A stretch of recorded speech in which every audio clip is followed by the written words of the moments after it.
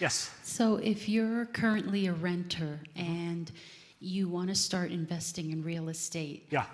Your rent is a good amount per month. It's pretty low. Do you want to purchase a property and rent it while you are renting, or is it wiser to purchase the property for yourself and then eventually get an investment property? Ooh. You're going to hate this answer, but this is an honest answer. It depends. And the it depends answer is what I give a lot of people, and they get frustrated until they understand why. Here's the thing. A lot of people like to give a blanket answer to things because it's just easier rather than explaining and taking into account your circumstances. But it would be like the equivalent of you going to a doctor and saying, hey, I'm sick, and as soon as you say it, he's like, all right, take 2 of these, see me in the morning. It's like, hang on. Like, let me tell you what I've got first. Let me explain to you the symptoms, right? Then you diagnose and then you prescribe. The trouble with a lot of investments and things like that, and real estate gurus or whatever, they'll just go, yeah, just do this. Don't ever rent. I've rented most of my life.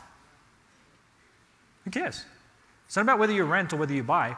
There's 2 things. There's what's financially best for you, and then there's an emotional aspect, right? So if you listen to Relationship University, where my wife and I taught, we lived with my parents for 3 years at the start of our thing. Okay? Financially, awesome.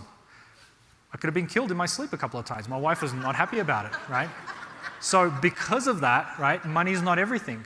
The first house we bought, like our own house, was like 6 or 7 years after we got married, maybe even 8 years. We rented up until that time.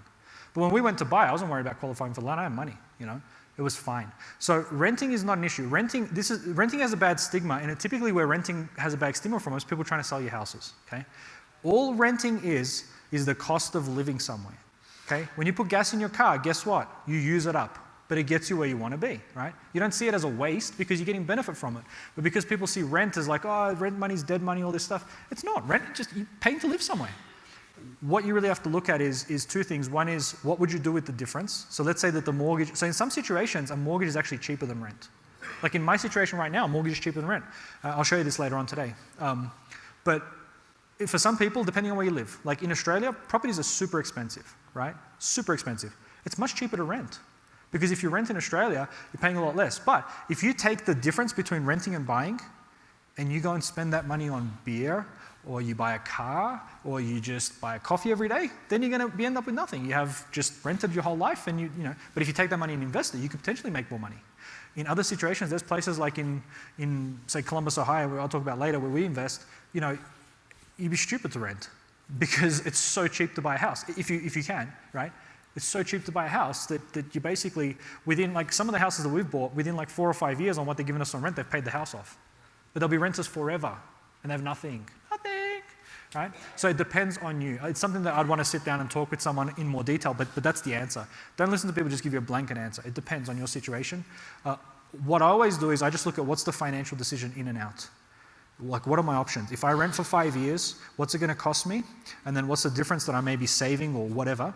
Okay, what do I do with that money? What's the return I can get? And then at the end of the 5-year time frame, how much money do I have? If I buy today, what do I save? What do I do with that money? What's the appreciation? Blah, blah, blah. At the end of the 5 year, I sell the house. What do I have? And whichever one of those options puts me in a better position, that's the one I go for. Unless it's your dream house or whatever, if it's about money, you make a money decision. Does that help?